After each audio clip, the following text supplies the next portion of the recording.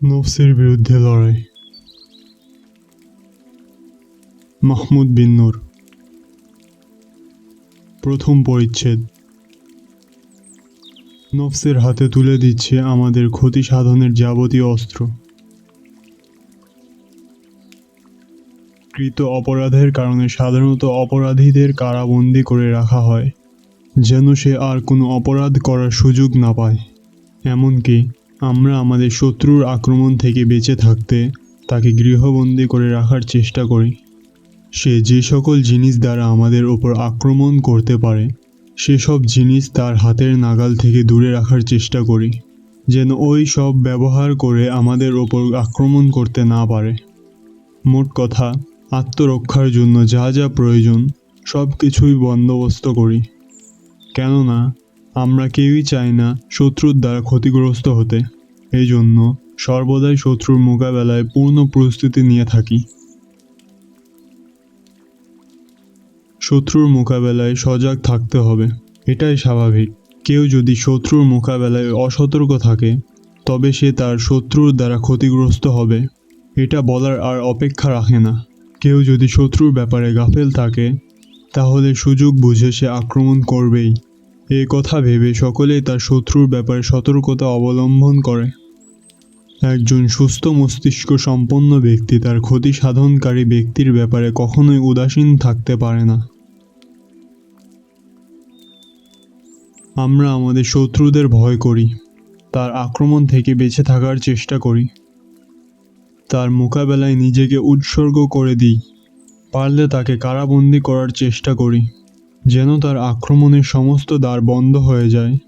অথচ আমরা আমাদের নফসের বিরুদ্ধে কোনো ধরনের ব্যবস্থা নিই না। সে একজন বড় অপরাধী, তবুও তাকে কারাবন্দী করি না। সে আমাদের সবচেয়ে বড় শত্রু, তবু তার বিরুদ্ধে কোনো ব্যবস্থা নিই না। নফস যে সকল হাতিয়ার ব্যবহার করে আমাদের ক্ষতি সাধনের চেষ্টা করছে তা থেকে বেঁচে থাকার চেষ্টা তো দূরের কথা, উল্টো তার হাতে সকল উপকরণ তুলে দিচ্ছি। যদি একজন শত্রুর হাতে ক্ষতি সাধনের অস্ত্র তুলে দেওয়া হয় তখন সে আমাদের ওপর আক্রমণ করবে, আমাদের ক্ষতি করবে, আমাদের বিপদে নিপতিত করবে। এটাই তো স্বাভাবিক। ঠিক নফসের ক্ষেত্রেও এরকম। আমরা যদি আমাদের নফসের হাতে ক্ষতি সাধনের যাবতীয় আসবাব, যাবতীয় উপায় উপকরণ তুলে দিই, তখন সে আমাদের ক্ষতি না করে কি হাত গুটিয়ে বসে থাকবে? এখন আপনার মনে প্রশ্ন জাগতে পারে, আমরা কিভাবে আমাদের নফসের হাতে আমাদের ক্ষতি সাধনের অস্ত্র তুলে দিচ্ছি?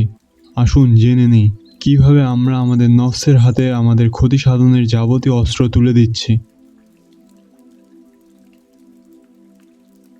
নফসের তাকাজা অনুযায়ী সমাজ ব্যবস্থা। আজ আমাদের সমাজ ব্যবস্থা এমন যে কেউ যদি কোনো খারাপ কাজ সম্পাদনের ভিত্তি স্থাপন করে তখন আমরা তাকে বাধা না দিয়ে সংবর্ধনা জানাই। আমাদের সুশীল সমাজের বক্তব্য হয়, সে যা করছে তাকে করতে দাও, তার কাজে কোনো ধরনের বাধা দিও না, তার স্বাধীনতাকে হরণ করো না। যে ব্যক্তি যে কাজে শান্তি পাচ্ছে তাকে তাই করতে দাও, যে ব্যক্তি যা খেয়ে মজা পাচ্ছে তাকে তাই খেতে দাও। তার কাজে, তার পরিকল্পনায়, তার জীবন ব্যবস্থায় বাধার দেয়াল হয়ে দাঁড়াবে না। বাস্তবতা এটাই। আজকাল খারাপ কাজের কোনো বাধা নেই, না ব্যক্তিত্বের বাধা, না আইনের বাধা, আর না উপায় উপকরণের বাধা। মোট কথা, ব্যক্তি এবং খারাপ কাজের মাঝখানে কোনো দেয়াল নেই। যখন ইচ্ছে তখনই খারাপ কাজ সম্পাদন করতে পারছে, যখন ইচ্ছে তখনই তার শহওয়াত পূরণ করতে পারছে, যখন ইচ্ছে তখনই মজা ভোগ করতে পারছে। আমরাই সমস্ত খারাপ কাজের দরজা উন্মোচন করে দিচ্ছি, আর তার সূত্র ধরেই নফস সমস্ত খারাপ কাজ সম্পাদন করছে। আমরাই নফসের হাতে খারাপ কাজের আসবাবপত্র তুলে দিচ্ছি, ফলে এখন যেভাবে ইচ্ছে সেভাবেই সে খারাপ কাজ সম্পাদন করতে পারছে। অসৎ কর্মে রাষ্ট্রীয় কোনো বাধা বিপত্তি নেই। ছেলে মেয়ে অবাধে মেলামেশা করছে, এই ব্যাপারে আইনানুগ কোনো ব্যবস্থা নেই। পার্ক, মল, থিয়েটারে ছেলে মেয়ের নির্জন বাসেও নেই কোনো বাধা। ফলে নফস তার অশ্লীল মনোবৃত্তি খুব সহজেই পূরণ করতে পারছে। এখনো দেশের হাজার হাজার হোটেলে চলছে রমরমা ব্যবসা। রয়েছে দেশের প্রত্যন্ত অঞ্চলে নানান শ্রেণীর পতিতালয়, যেখানে একজন যুবক খুব সহজেই তার চাহিদা মিটিয়ে আসতে পারে, খুব সহজেই নফসের চাহিদা পূরণ করতে পারছে, খুব সহজেই হরেক রকম নারী সে উপভোগ করতে পারছে। আজ শিশু থেকে শুরু করে বয়োবৃদ্ধ সবার হাতে স্মার্টফোন। বাচ্চারাও আজকাল অ্যাডাল্ট ফিল্মের সাথে পরিচিত। এই মোবাইল যুগের পূর্বে 18 বছরের একজন যুবক যা চিনত না, আজ 8 বছরের বাচ্চাও তা চিনে। ফলে একটা ছেলে কিশোর অবস্থায় আসক্ত হয়ে পড়ছে।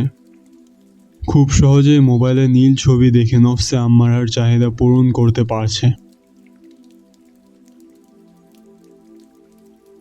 এছাড়াও অসংখ্য বিষয় রয়েছে যা সমাজ ব্যবস্থার সাথে সংশ্লিষ্ট। সমাজের এই চিত্রের কারণেই নফস খুব সহজেই তার চাহিদা নিবারণ করতে পারছে। খুব সহজেই সে আমাদের ব্যবহার করে নানান অপকর্ম সম্পাদন করতে পারছে। আমরা খুব সহজেই তার হাতের সকল অশ্লীলতার উপকরণ তুলে দিচ্ছি। ফলে হাতের নাগালে পেয়ে সে আরও বেশি নিকৃষ্ট পথে হাঁটছে। খুব সহজেই তা ব্যবহার করে আমাদের ক্ষতি সাধন করছে, আমাদের দ্বারা যাবতীয় অশ্লীল মনোবৃত্তি পূরণ করছে। অথচ আমরা ভুলে বসেছি সে আমাদের সবচেয়ে বড় শত্রু।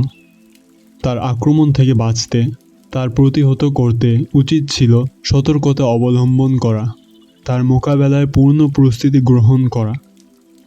যে সকল উপকরণ ব্যবহার করে আমাদেরকে ধ্বংসের দিকে নিয়ে যাচ্ছে তা উৎখাত করা, প্রয়োজনে তাকে কারাবন্দী করা, যেন তার কোনো পরিকল্পনা আমাদের ওপর বাস্তবায়িত না হয়, কোনো চাহিদা যেন আমাদের ব্যবহার করে বাস্তবায়ন করতে না পারে। কিন্তু আফসোস, আজ আমরা তার ব্যাপারে খুবই উদাসীন। তার বিরুদ্ধে লড়াই করার মনোভাব প্রকাশ করি না। উল্টো তার হাতেই তুলে দিই আমাদের ক্ষতি সাধনের সকল মাধ্যম।